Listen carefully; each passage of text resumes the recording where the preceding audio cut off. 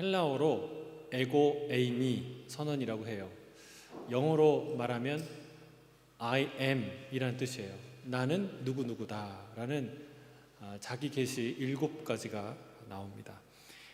오늘 우리가 읽은 본문은 두 번째 본문입니다. 첫 번째 선언은 무엇입니까? 우리가 살펴봤는데 나는 생명의 떡이다 말씀하셨어요.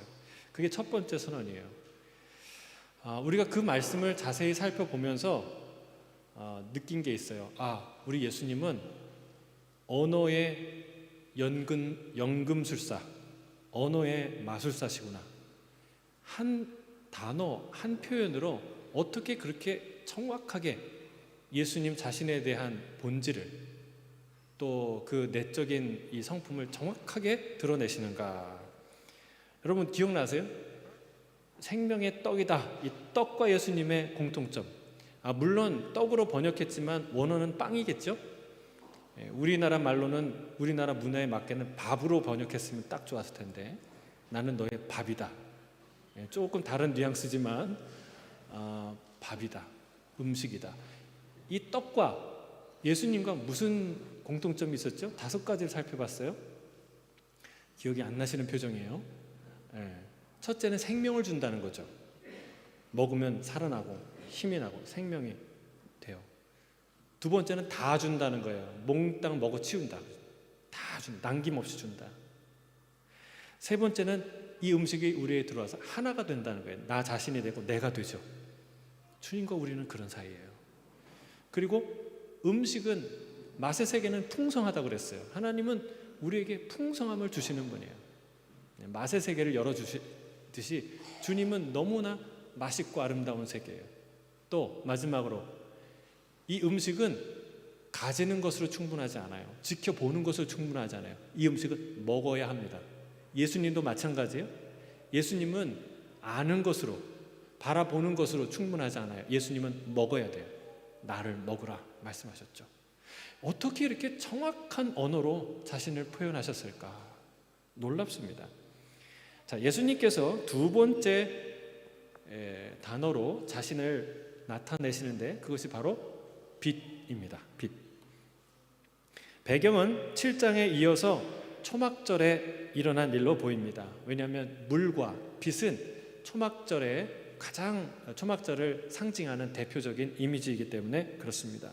유대인들은 초막절 기간 동안에 밤에 성전 앞에 그 여인의 뜰이 있는데 거기에 금촛대를 세워놓고 거기에 불을 환하게 키웁니다. 그래서 밤새 노래하고 춤추는 그런 시간을 갖습니다. 주님은 이 때에 맞춰서 자신을 세상의 빛이라고 소개하십니다. 자, 우리 12절 같이 읽어볼까요? 12절 함께 읽겠습니다. 시작. 예수께서 또 말씀하여 이르시되 나는 세상의 빛이니 나를 따르는 자는 어둠에 다니지 아니하고 생명의 빛을 얻으리라. 아멘. 주님은 이 초막절에 놀라운 폭탄 선언을 2번 하시죠. 누구든지 목마르거든 내게로 와서 마시라. 그러면 네 배에서 생수의 강이 흘러날 것이다. 놀라운 얘기예요. 또 이어서 두 번째 폭탄 선언을 하십니다. 뭐라고 얘기하십니까? 나는 세상의 빛이니 나를 따르는 자는 어둠에 다니지 않고 생명의 빛을 얻게 되느니라. 할렐루야. 여러분, 떡이라는 말은 아무리 예수님을 잘 표현하고 설명하는 말이어도 비유입니다. 그런데 빛은 좀 달라요. 빛은 그러니까 예수님이 떡이거나 음식 자체가 될 수는 없잖아요. 그러나 빛은 달라요. 예수님은 참으로 빛이셨습니다. 사도 요한뿐만이 아니라 베드로와 야고보도 이 빛이신 예수님을 직접 목격했어요. 어디서 목격했나요? 변화산에서. 우리 마가복음 9장 2절 3절에 이렇게 말합니다. 함께 읽겠습니다. 시작. 엿새 후에 예수께서 베드로와 야고보와 요한을 데리시고 따로 높은 산에 올라가셨더니 그들 앞에서 변형되사 그 옷이 광채가 나며 세상에서 빨래하는 자가 그렇게 희게 할 수 없을 만큼 매우 희어졌더라. 이게 진짜라는 거예요. 베드로 사도도 나중에 편지 쓸 때 뭐라고 얘기했냐면 이 이야기가 교묘히 만든 이야기가 아니라 그 크신 위엄을, 그분의 크신 위엄을 우리가 친히 보았다라고 증언합니다. 자, 또 빛이신 예수님을 만난 사람이 있어요. 사도 바울입니다. 그가 다메섹으로 가서 예수 믿는 자를 잡아서 감옥에 쳐넣으려고 가는 길에 예수님을 만났는데 그가 자신이 만난 예수님을 이렇게 표현합니다. 자, 사도행전 26장 13절이에요. 같이 읽겠습니다. 시작. 아그리빠 왕이여, 왕이여, 정오가 되어 길에서 보니 하늘로부터 해보다 더 밝은 빛이 나와 내 동행들을 둘러 비추는지라. 다메섹 도상에서 바울은 실제로 예수님을 만납니다. 사도행전에 3번이나 그 얘기 풀스토리가 기록돼요. 여러분, 성경 어디에도 똑같은 얘기를 3번이나 풀스토리를 기록한 데는 없어요. 그 당시에는 종이도 귀하고 출판도 어려운 그 시대인데 굳이 3번을 써야 됐을까요? 그냥 약수를 할 수 있잖아요. 다메섹 도상에서 내가 만났다, 그가 만났더라, 이렇게 하면 되지 않아요? 왜 굳이 3번이나 반복해서 소개할까요? 이 사건이 그의 인생과 또 교회 역사와 세상을 바꾸는 너무나 중요한 사건이었기 때문에 기록된 거예요. 또한 실제로 일어난, 사도 바울에게 일어난 일이기 때문에 그가 증언하는 거예요. 여러분, 실제로 사도 바울이 만난 주님은 빛이셨습니다. 자, 요한계시록에도 이 빛이신 예수님을 증언합니다. 요한계시록 1장 14절 16절이에요. 같이 읽어볼까요? 시작. 그의 머리와 털의 희기가 흰 양털 같고 눈 같으며 그의 눈은 불꽃 같고 그 얼굴은 해가 힘있게 비치는 것 같더라. 계시록 21장 23절 이어서 읽겠습니다. 시작. 그 성은 해나 달의 비침이 쓸데없으니 이는 하나님의 영광이 비치고 어린 양이 그 등불이 되심이라. 하나님도 예수님도 실제로 빛이신 분입니다. 이사야 6장에 보면은 그가 하나님을 목격하고 기록한 표현이 있어요. 뭐라고 얘기하냐면 주께서 높이 들린 보좌에 앉으셨는데 그 옷자락은 성전에 가득했다라고 표현합니다. 여러분, 옷자락이 성전에 가득했다는 건 뭘까요? 실제로 옷이 막 치렁치렁한 옷이 막 여기서 이렇게 돌아서 성전에 가득했다는 얘기일까요? 그럴 수는 없죠. 여러분, 아까 마가가 이 변화산에서의 표현, 그 예수님이 빛나는 모습을 뭐라 그랬어요? 그 옷이 누가 세상에서 누가 빨아도 낼 수 없는 그 밝은 희게 밝게 빛났다라고 말하는 것처럼 그 하나님의 옷, 하나님의 그 옷을 뚫고 나오는 하나님의 찬란한 영광의 빛을 목격한 거예요. 사도 요한은 더 짧고 명확하게 하나님은 빛이시다라고 요한일서에 말합니다. 방금 읽은 요한계시록은 더 극적으로 묘사합니다. 천국에는 해와 달이 필요 없다. 왜? 하나님의 영광이 비치고 어린 양이 등불이 되기 때문이다 라고 말하고 있습니다. 여러분, 이게 소설 같은 얘기처럼 들리지만 성경은 일관되게 하나님은 빛이시라고 말씀하고 있어요. 사도 바울이 말한 대로 그분은 정오의 태양보다, 실제 하는 그 태양보다 더 빛나는 분이셨다라는 거예요. 그래서 마치 태양 앞에 촛불이 아무 쓸데 없듯이, 태양 앞에 랜턴이 아무 쓸데 없듯이, 태양 앞에 이 형광등이 아무리 LED 등이 하나도 필요 없듯이, 여러분, 우리 하나님 앞에는 해와 달이 필요 없다는 거예요. 할렐루야. 물론 주님이 이 말씀을 하실 때는 빛나지 않았어요.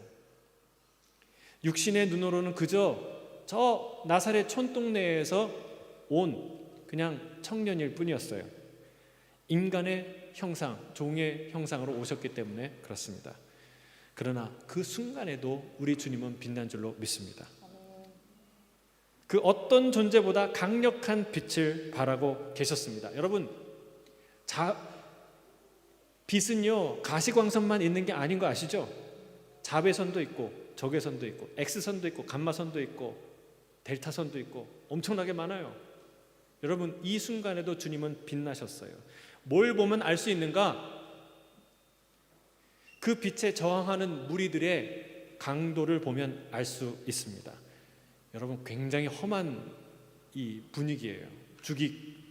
죽이고 잡고 이렇게 아주 그냥 말이 나가지만 칼 같은 말들이 왔다 갔다 하는 그런 살얼음판 같은 분위기가 계속 연출돼요. 왜요? 이게 진짜 빛이 임하셨기 때문에 그래요.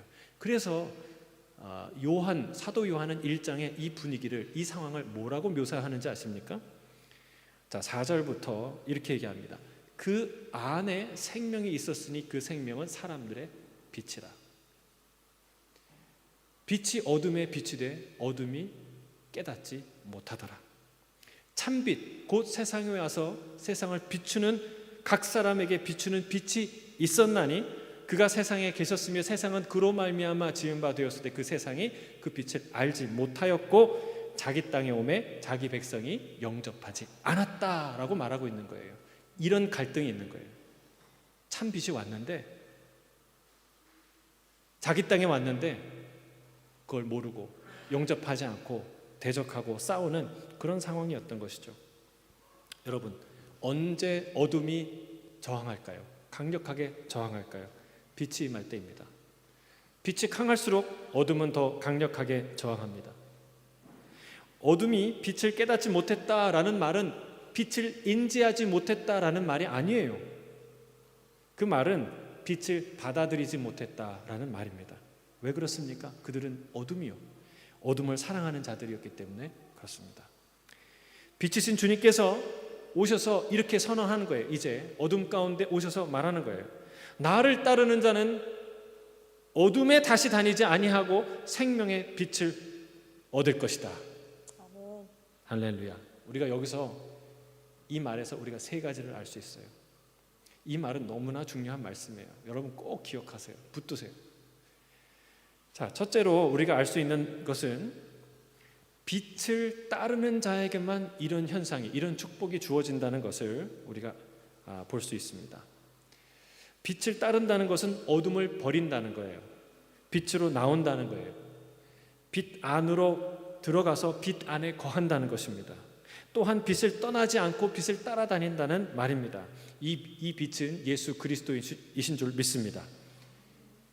빛을 따른다는 건 그 예수님 앞에 나오고 그 예수 안에 거하고 그리고 예수를 떠나지 않고 그리고 끝까지 예수를 따라간다는 말입니다. 예수님을 지적으로 아는 것과 다른 거예요. 예수님을 그냥 눈으로 보는 것과 다른 거예요. 예수님을 내 주로, 나의 왕으로 영접한다는 것이죠. 그의 다스림을 실제로 받는다는 뜻입니다. 그래서 예수님은 계속해서 나를 먹으라, 나를 믿으라, 나에게 오라 라고 말씀하시는 거예요. 여러분, 주님께 가시기를 주의 이름 축복합니다. 빛 앞으로 나오는 저와 여러분 되시길 주의 이름 축복합니다. 빛을 따르는 자가 되기를 원합니다. 빛을 아는 자가 아니라 빛을 따르는 자가 되기를 원합니다. 그 빛을 따르면 어떻게 돼요? 뭐라고 약속하셨어요? 두 번째, 어둠에 다니지 않게 돼요. 따라하겠습니다. 어둠에 다니지 않습니다. 이건 중요한 문제예요. 어둠과 어떻게 결별하느냐, 이 문제는요 너무 심각한 문제예요. 어려운 문제예요. 여러분, 어떻게 어둠과 결별할 수 있어요? 난 어둠이 싫어, 너 어둠이 싫어 100번 얘기하면 어둠이 떠납니까? 아니에요. 그렇게 어둠이 떠나지 않습니다. 우리 안에 있는 어둠이 있잖아요. 죄, 근심, 상처, 아픔, 슬픔, 두려움, 어둠 같은 것이 어떻게 떠납니까? 난 네가 싫어 100번 하면 떠납니까? 아니라는 거예요. 빛 안에 거해야 어둠이 떠납니다. 빛으로 나오면 어둠이 사라지기 시작합니다. 왜요? 빛이 가득하기 때문에 그렇습니다. 이것이 성도가 죄와 싸우는 능력이요, 비결이요, 성화의 비밀입니다. 빛이 그 어둠을 몰아내요. 지난주에 우리는 가늠하다 현장에 잡힌 여인에 관한 말씀을 살펴보았습니다. 주님이 만신창이가 된 한 여인을 살려주셨어요. 그리고 그의 부끄러움을 가려주십니다. 나도 너를 정죄하지 아니하노라 말씀하셨어요. 하지만 그냥 그대로 돌려보내지 않았습니다. 뭐라고 얘기하셨나요? 가서 다시는 죄를 범하지 말라.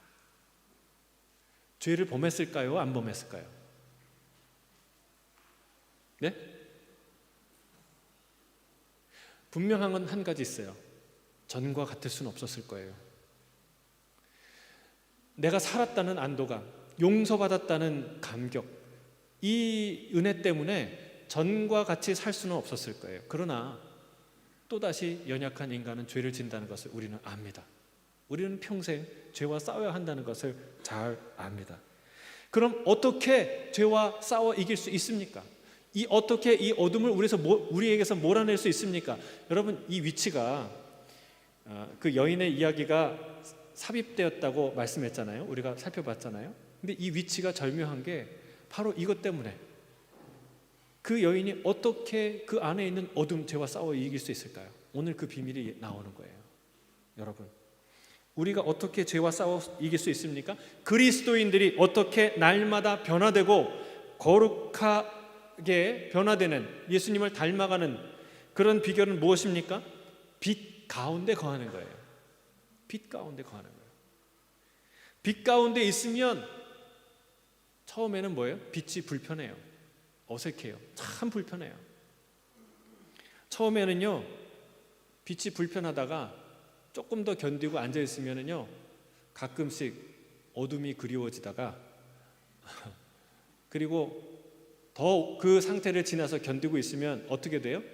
그 전에 알지 못했던, 누구도 알려주지 못했던, 누구도 줄 수 없는 빛의 환희, 빛의 기쁨, 빛의 즐거움을 알게 돼요. 그래서 다시는 어둠으로 돌아갈 수 없는 빛의 존재, 빛의 자녀가 되는 것이죠. 여러분, 죄는 우리에게 뭐라고 속삭이냐면, 네 고향은 어둠이야. 너 여기 앉아있으니까 불편하지. 예수님 만나니까 불편하지. 네 원래 고향은 어둠이야 라고 속삭입니다. 이렇게 큰 소리를 안 해요. 네. 불편하지? 네 자리가 아니야. 이렇게 얘기해요. 여러분, 새빨간 거짓말이에요. 새빨간 거짓말, 완전한 거짓말이에요. 빛이야말로 우리의 진짜 고향인 줄 믿습니다. 천국을 우리 고향이라고 그러잖아요. 천국을 본향이라고 하잖아요. 여러분, 천국에서 이민 오셨습니까? 근데 왜 본향이라고 해요? 여러분, 우리는 아는 거예요. 우리 진짜 고향, 우리의 진짜 고향은 어디예요?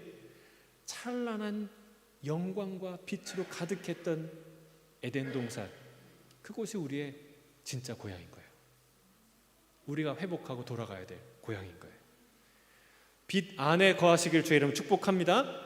불편하시다면 그래도 빛 가운데 거하시길 바랍니다. 그게 그 어둠을 이기는 비결이에요. 지금은 불편하겠지만 조금 더 있다면 그 빛 가운데 세상이 줄 수 없는 빛의 환희, 기쁨, 즐거움, 생명의 능력을 반드시 경험하게 될 줄로 믿습니다. 빛을 붙드십시오. 굳건히 붙드시기를 바랍니다. 그것이 내 안에 어둠을 이기는 놀라운 능력이 될 줄 믿습니다. 세 번째는 또 주님이 말씀하세요. 생명의 빛을 얻을 것이다 말씀하십니다. 따라하겠습니다. 생명의 빛을 얻습니다. 생명의 빛은 생명을 주는 빛, 생명이 되는 빛을 말합니다. 생명의 빛 반대말이 뭘까요? 죽음의 어둠, 죽음의 그림자, 이런 것이겠죠. 여러분, 얻는다는 말은 가진다는 말이에요. 우리 안에 빛이 실제로 존재한다는 거예요. 할렐루야! 여러분 안에 빛이 있는 줄 믿습니다. 여러분, 이 말씀을 아는 게 아니라 여러분 활용하셔야 돼요.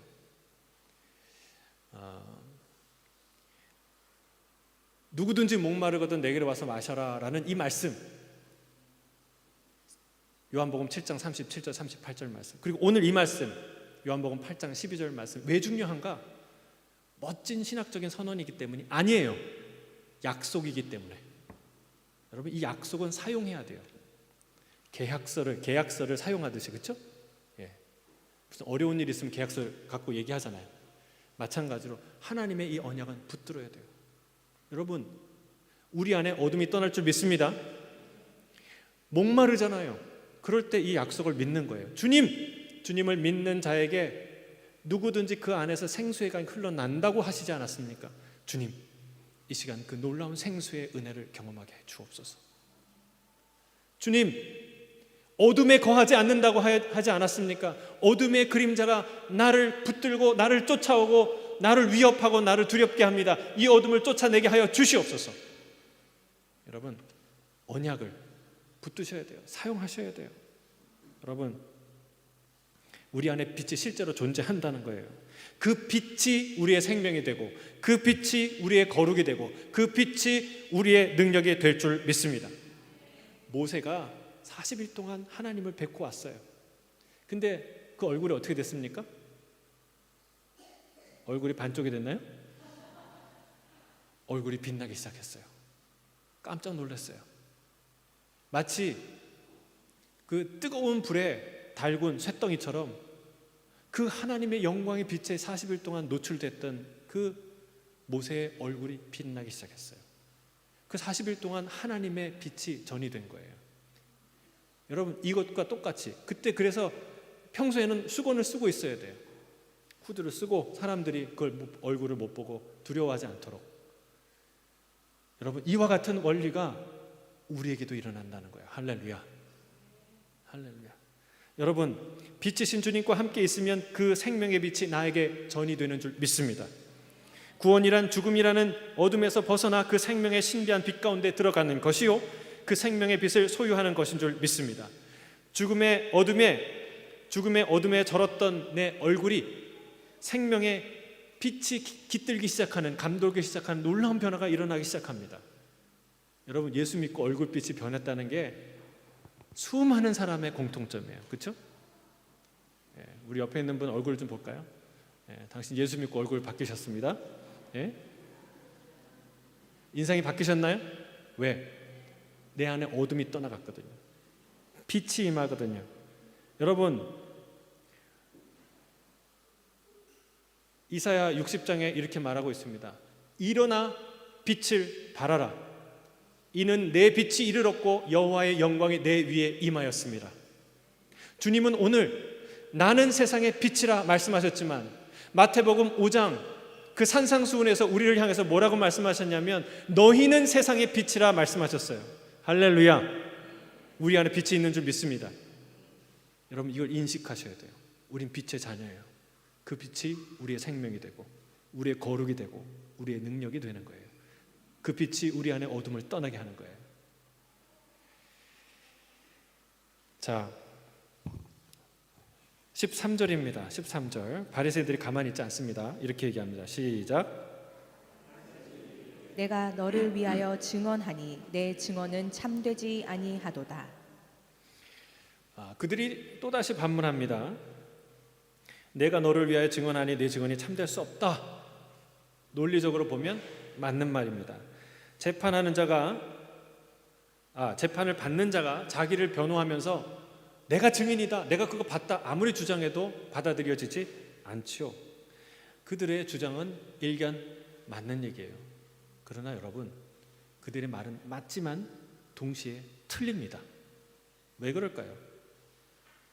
주님은 그 어떤 상황에서도 재판의 대상이 되지 않으시기 때문에 그렇습니다. 주님은 피고인이 될 수 없어요. 재판하는 주체가 되시지 재판받는 피고석에 앉을 수 없는 존재가 창조주 하나님이라는 사실을 우리가 잊었기 때문에 이런 질문을 하는 거예요. 여러분, 이 질문이요, 하나님을 안 믿는 사람들의 대표적인 질문이에요. 증명해보라는 거예요. 나를 좀 믿어지게 만들라는 거예요. 그러면 내가 믿겠다고 얘기하는 거예요. 여러분, 잘 들으셔야 돼요. 하나님은, 진리는, 빛은 자기 자신을 증명할 책임이 없어요. 특별히 창조주 하나님은 그렇습니다. 자, 우리 14절 15절 같이 읽겠습니다. 14절 15절 시작.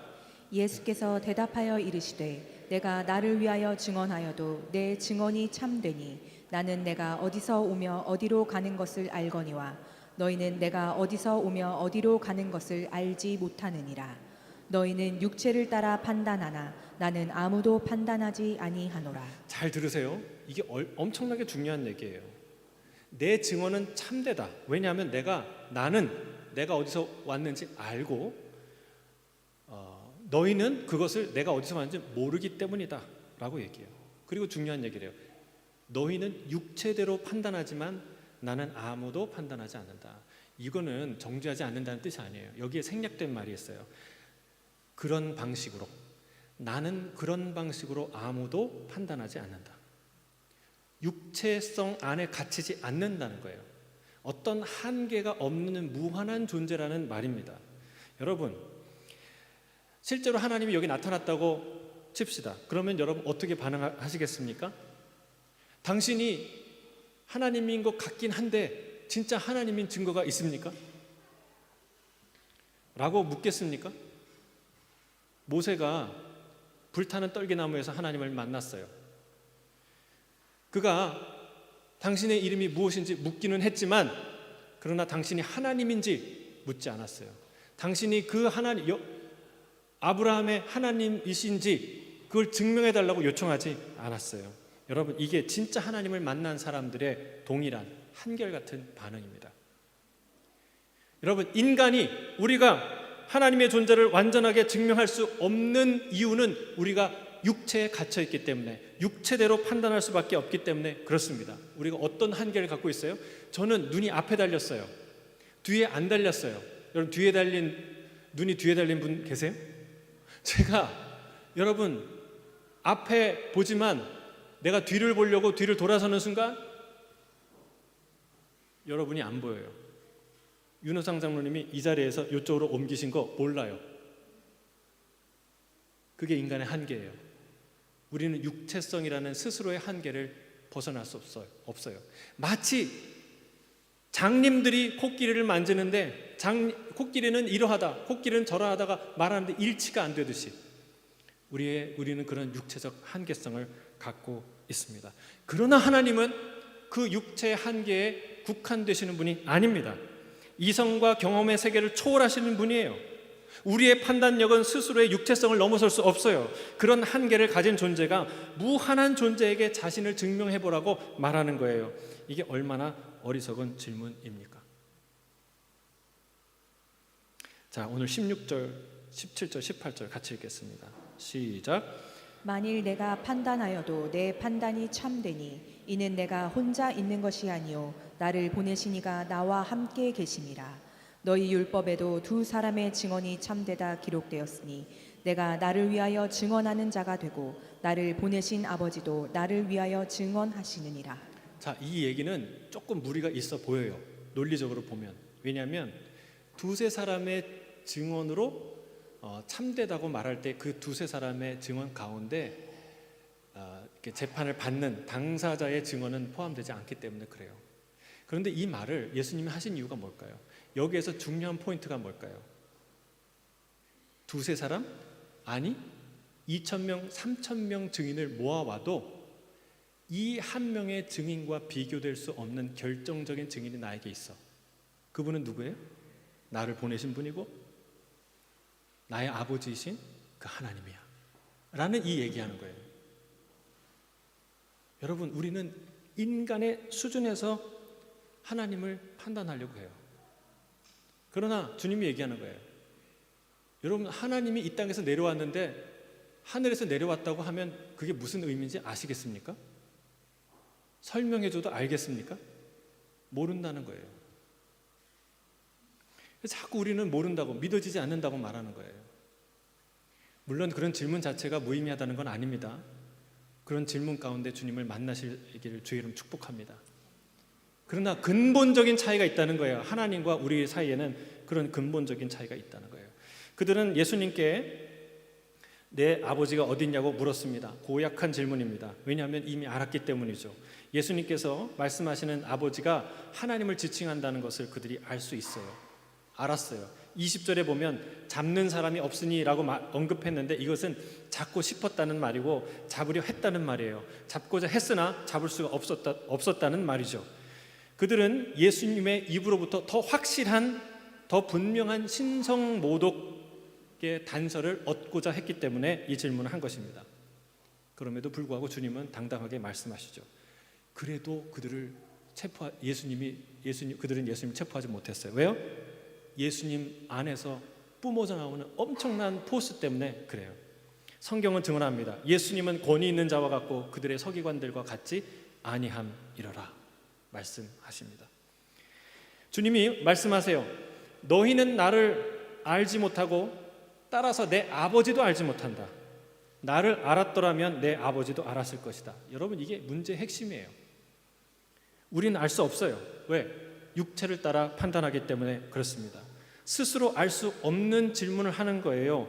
마치 유치원생이, 여러분 잘 들어보세요. 유치원생이 대학원생에게 미적분 문제를 풀어서 지금 풀어보라고, 그리고 그거를 맞는지 나에게 증명해보라고 요청하는 것과 똑같아요. 여러분, 대학원생이 그걸 잘 풀고 잘 설명했다고 유치원생이 그걸 깨달을까요? 동의할까요? 아, 당신 맞았네 이렇게 얘기할까요? 아니에요. 왜요? 못해요? 그 유치원생은 수학의 세계 입문조차 못한 아이기 때문에 그 얘기를 알아들을 수가 없는 거예요. 여러분, 한 가지 예를 들겠습니다. 또 하나의 예인데, 물에 빠져 죽어가는 사람에게 구명조끼를 던져줬어요. 근데 그 죽어가는 사람이 이렇게 계속 말하는 거예요. 당신이 던져준 이 구명조끼가 정품 맞나요? 가짜 아닌가요? 이거 꼈다가 죽는 거 아닌가요? 계속 질문하는 거예요. 그러면 그 던져준 사람이 뭐라 그러겠어요? 아휴, 맞아요. 정품 맞으니까 빨리 쓰세요. 그래도 이 사람은 자기 주장을 굽히지 않습니다. 당신 말이 맞다고 어떻게 증명할 수가 있습니까? 그가 얘기하는, 여기 보세요. 이거 정품이라고 써 있잖아요. 아니, 이게 가짜인지 진짜인지, 요 품질 증명서가 가짜인지 진짜인지 어떻게 알 수 있습니까? 무엇으로 증명할 수 있습니까? 또 묻고 있는 거예요. 여러분, 이런 상황을 여러분 한번 생각해 보세요. 얼마나 우스운 상황이에요. 그 질문 자체가 틀린 게 아니에요. 할 수 있는 질문이고 그 질문 자체는 엉뚱하지 않아요. 뭐가 엉뚱한 거예요?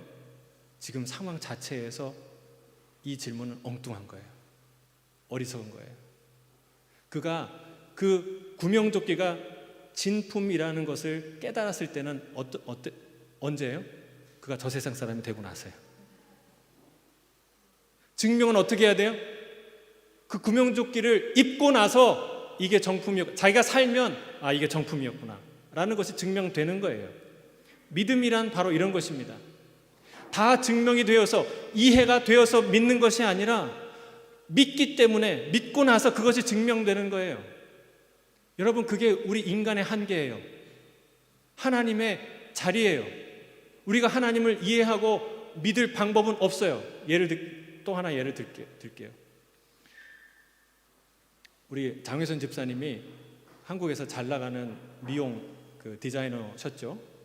예, 그래서 막 학원도 하고 강사도 하고. 그런데 무슨 미용 경시대회 가면은 가서 심사위원을 해요. 자, 여러분, 누가 누구를 검증합니까? 심사위원이 실력이 없으면, 난다 긴다 하는 실력자들이 참가했지만, 그러나 그 사람보다 훨씬 더 실력이 있어야 점검하는 거 아니겠어요? 저 컬은, 저 각도는, 저 머리는 어떻게 해야 나온다는 것을 전문가만 알지 않아요? 저 빛깔은 어떻게 나오는, 저 머릿결은 어떻게 다뤄야 된다는 거 전문가만 알지 않아요? 그런데 전문 지식이 없는 사람이 판결할 수 있습니까? 사랑하는 성도 여러분, 아까 제가 말씀드렸지만 진리는, 하나님은 자기를 증명할 책임이 없어요. 왜 그럴까요? 제가 너무 과한 얘기를 했나요? 저 태양은, 저 지구는 스스로를 증명하지 않습니다. 필요한 우리가 그것을 탐구할 뿐이에요. 저 태양은 우리가 연구하기 전에, 그 존재를 인식하기 이전에 존재했어요. 이미 있었어요. 우리가 필요해서 생긴 게 아니고, 우리가 설득이 되어서 더 빛나는 게 아니고, 이미 우리의 궁금증과 우리의 마음과 생각과 상관없이 이미 존재하는 거예요. 여러분, 세상도 그래요. 하나님은 어떠시겠습니까? 우리가 대단한 오만을 가지고 하나님을 대하는 거예요. 하나님 증명해보라고, 나를 설득해보라고 말한다는 사실입니다. 여러분, 진실 앞에서 우리가 할 수 있는 선택은 단 두 가지입니다. 그 진실을 믿거나 혹은 믿지 않거나. 여러분, 구명조끼를 착용하고 나서 그것을 확인해도 늦지 않습니다. 중요한 것은 우리가 죽어가고 있다는 거예요. 죄와 사망의 물에 빠져서 파손해서 죽어가고 있다는 사실입니다. 여러분, 하나님은 이미 존재하시는 분인 줄로 믿습니다. 그분은 빛이십니다.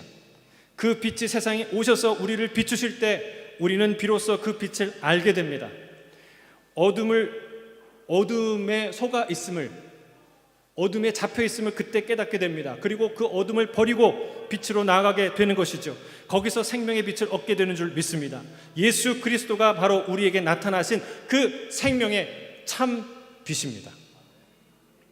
그 빛을 따르는 자에게는 다시는 어둠에 다니지 아니하고 그 생명의 빛을 받아 누리는 놀라운 축복과 은혜가 있을 줄로 믿습니다. 함께 기도하겠습니다. 사랑하는 주님, 빛이신 주님을